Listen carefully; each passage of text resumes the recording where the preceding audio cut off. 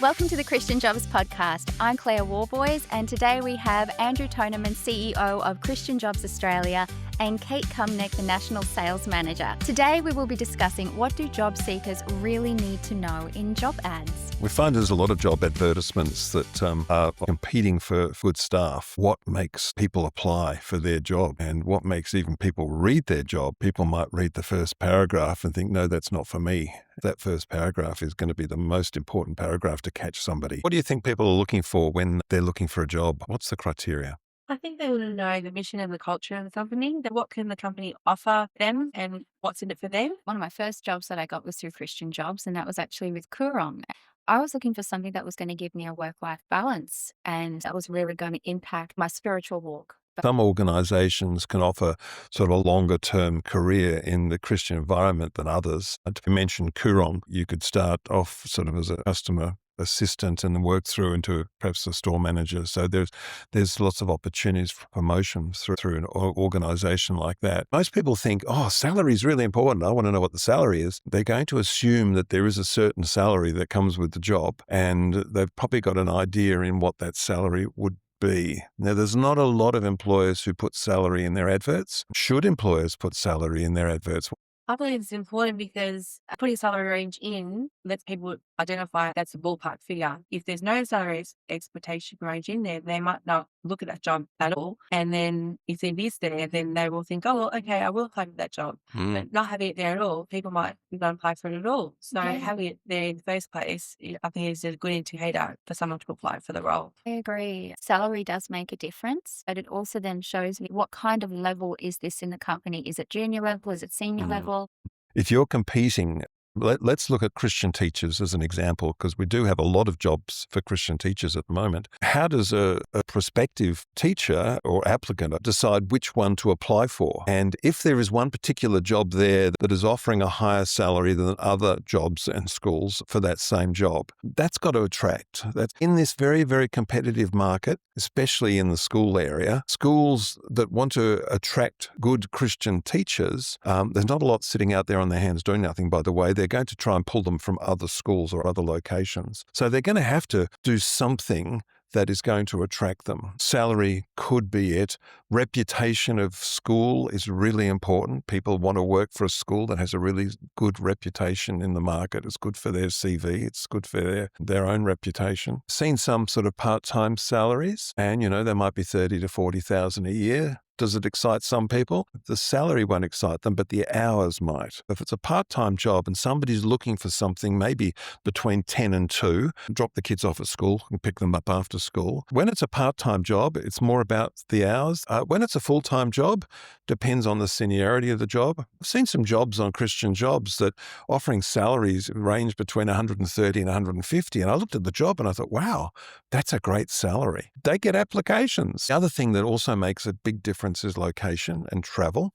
People are conscious of their travel time and of public transport. So the location of the job is also another factor. If you do have a location, maybe out of the main cities, are you offering location assistance? Are you offering finance to help people move? Every employer needs to work out what are the main things that they can offer that are going to be different to what others can offer. Quite often it can be a sort of a sense of community. It can be career. It can be salary. It can be location. But don't bury those very important components at the end of your advert. Put them up the top, because that's what they need to know first. They need to know first that this job is in a great location. They offer parking as well. It means they really care about their staff and about the costs the staff are going to incur. So what your ad is saying is that we look after our employees and we're going to encourage people to apply more so to us than to our competitors. And that's what employers really need to consider. Do you think that there should also be, like say in a CV, you'll see that a lot of CVs have like a header statement.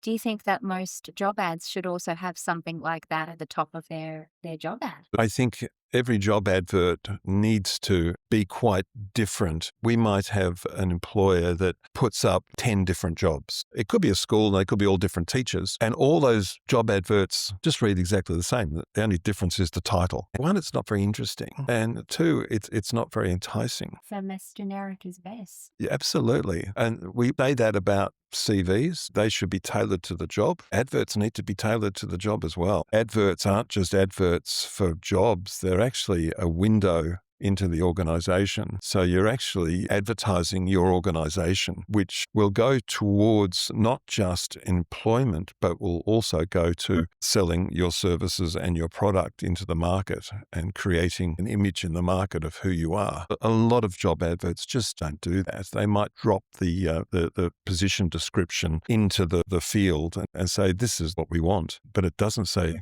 this is who we are. At Christian Jobs, we've always encouraged to have a sentence or a short paragraph right up the top of the ad that says what the job is. Sometimes that's easier done than other times, isn't it, Kate? Definitely. That one key phrase that says what you're going to be doing in that role, often I have to edit out in an advert, and it's just that clickbait thing to say, this is what they're going to be doing and why this role matters and why would you choose this employer instead of another employer. So people need to be really creative. I think when we talk about creative things that make people want to know more is try and avoid not asking questions. Do you want to work for a Christian organization? Questions like that, not necessary. And you can just go through Christian Jobs as an employer and have a look at all the ads and see what would attract you as an employer. Which ads have you seen on Christian Jobs that you think, well, that's good. I like that. Use it. We don't mind. Our job is to try and get as many great applicants for your jobs as possible. We need the information. What can you offer that other employers aren't offering? And that's going to be of huge benefit to you because you're going to get the best applicants. I remember once, Andrew, you saying that the best way to secure a good team, you've got to cast the net wide. We've talked about clickbait, having the right bait. So it's really, in a way, fishers of men in a different way. So we're actually bringing people in and also showing them Christ in the job, but also bringing the right people into the team. The analogy of fishing and recruiting was used by Jesus. And I think it's also, you're talking about casting the net wide. Christian Jobs casts internationally now. We do limit or do ask people who are applying for the jobs that they do already have permission to work in Australia. The right person for your organisation might be on the other side of Australia, might be interested to move, certainly might be more interested to move with some sort of assistance. Casting the net wide is really important in a world that is very small these days. There's a lot of people now working from home as well, so location becomes irrelevant. If you have a job where the job can be done from home, you're going to get a lot more applicants than a job that maybe can't be done from home, because that's what a lot of people are looking for. Exactly. And Kate, I'm sure you see that as well. Behind the scenes, you see that hybrid jobs or anything with working from home really gets the tick of approval from job seekers. Yes.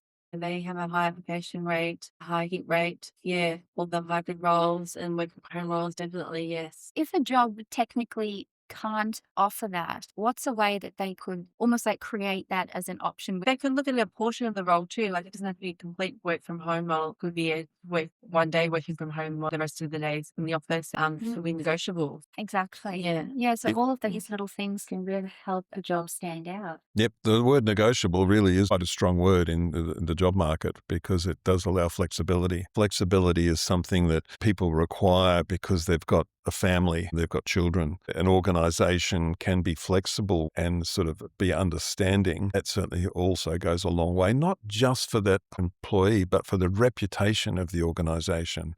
The employer also needs to make sure that the employee is fully satisfied with their decision. Tell us about what your needs are, and we'll see if we can work them into the job for you. So strong, so powerful, especially in this day and age. And if an organisation can do that, they're well ahead of their competitors. Think like an employee. Consider what they want to see if they're applying for this ad, rather than sort of what the employer wants to tell the person. The old term, with 'em, what's in it for me? That's what job seekers are looking at. What's in it for them? And if you actually put an advert together based on that, you're onto a winning formula. Thank you so much, Andrew, for your insight about what's necessary for job ads. And thanks for Kate for showing the behind the scenes, giving us an insight there as well. Stay tuned for the next episode of Christian Jobs Podcast. God bless. Across Australia, what's next?